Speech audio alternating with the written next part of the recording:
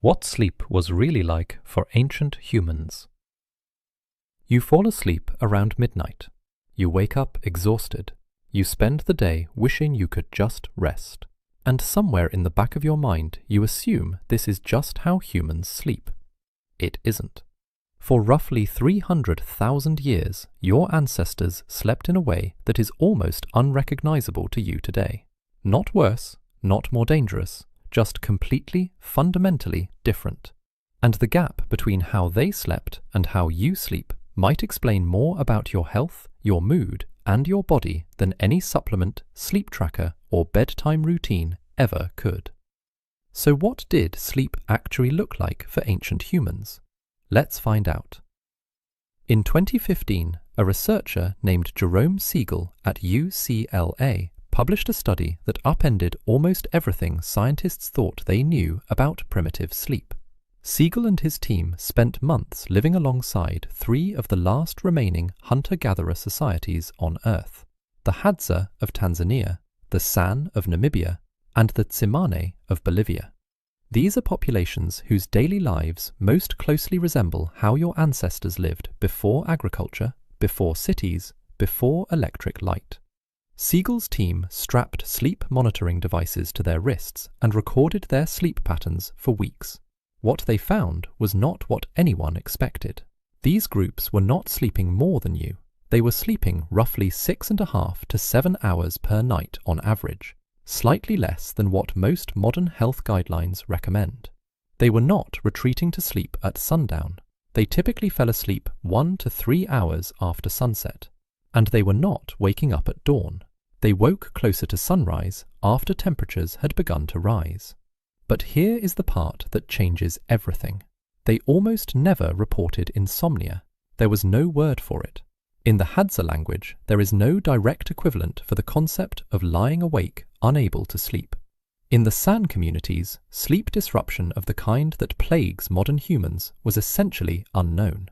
So why could they sleep when you can't? The answer starts not with the night, but with the day. Your body runs on something called a circadian rhythm, a roughly 24-hour internal clock embedded in nearly every cell of your body. This clock is calibrated almost entirely by light, specifically by the color and intensity of light at different times of day. Morning sunlight is bright and blue-toned. It signals to your brain, be alert, be awake, suppress melatonin. Evening light is dim and orange-toned. It signals, wind down, prepare to sleep, release melatonin. For your ancestors, this system worked without any interference. They woke with natural light. They spent their days in full-spectrum outdoor sunlight, light that is 10 to 50 times more intense than the brightest indoor lighting you experience. And they wound down by firelight, which sits at the warm orange end of the spectrum and does almost nothing to suppress melatonin. You wake in a dim room. You spend your day under artificial lights far too dim to properly anchor your circadian rhythm.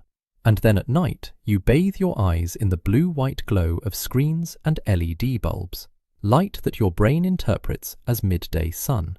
Your clock is broken, not because sleep is hard, but because the signals your body needs to regulate it have been scrambled. But there is something else Siegel found that is even more surprising. Ancient humans did not sleep in one continuous block.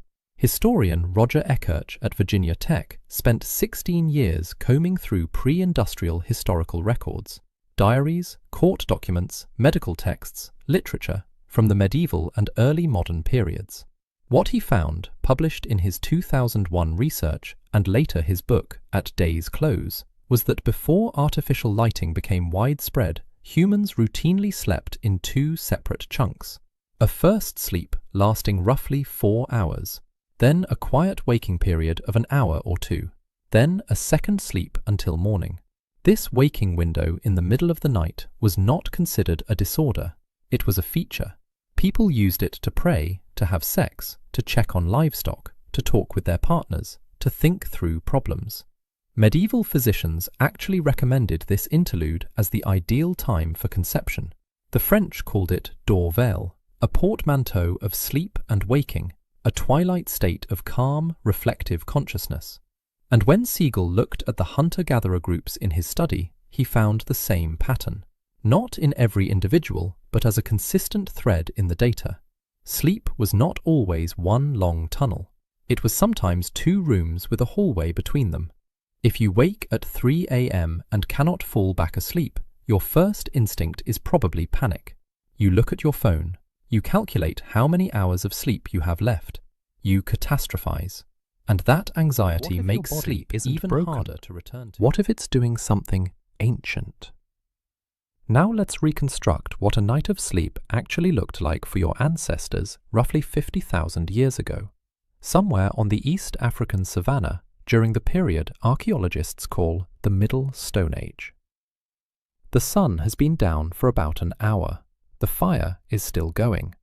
Around it sit maybe 10 or 15 people, your extended family group, the unit that anthropologist Robin Dunbar identified as the core social structure of early Homo sapiens. The firelight is warm, flickering, dim. People are talking quietly, grooming each other, telling stories.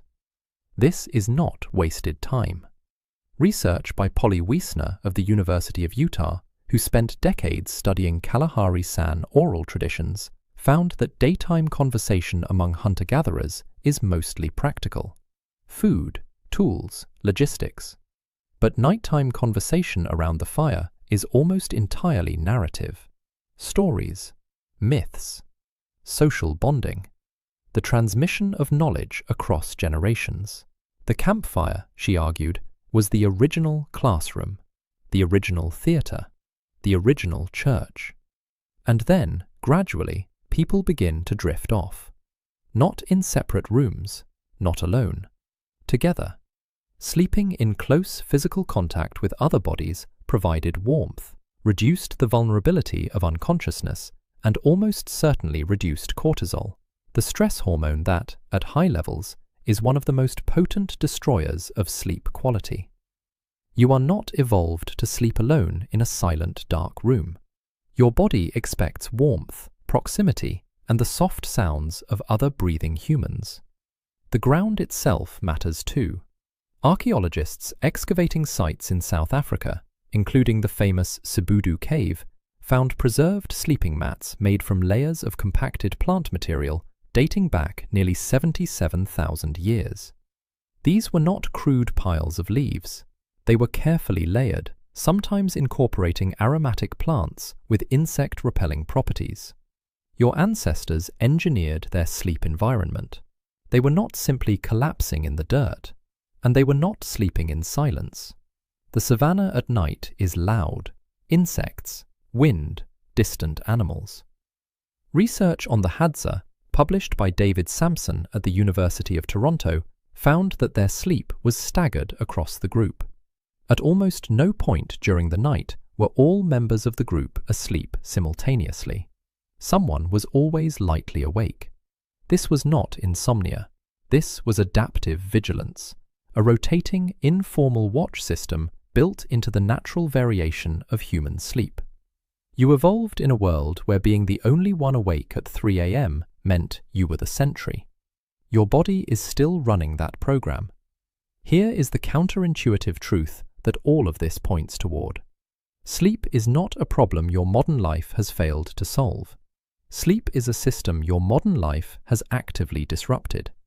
The features you experience as failure, the 3 a.m. waking, the difficulty falling asleep in silence, the sensitivity to light, the longing for warmth, are not bugs. They are the original software, running in an environment it was never designed for. Agriculture changed everything. When humans began farming roughly 12,000 years ago, seasonal rhythms locked into annual cycles. Work became relentless in ways that hunting and gathering rarely were. The demands of crops, storage, trade, and taxation extended the productive day. Artificial light, first candles and oil lamps, then gas lamps, then electric bulbs, began pushing sleep later and shorter. The Industrial Revolution turned night into just another shift. And somewhere in that transition, a biological system refined over hundreds of thousands of years began to crack. By the time Thomas Edison bragged that he slept only 4 hours a night and called sleep a waste of time, the damage was nearly complete. We had decided that the ancient system was the enemy, but your body never got that memo. So tonight, when you lie down, consider this. You are not a failed sleeper living in an age of perfect sleep. You are an ancient sleeper living in an age that has forgotten what sleep is. The darkness your body craves is not laziness. The warmth you reach for is not weakness. The quiet waking in the middle of the night is not a malfunction. It is memory. Cellular, ancestral, 300,000-year-old memory. You just need to stop fighting it long enough to remember how.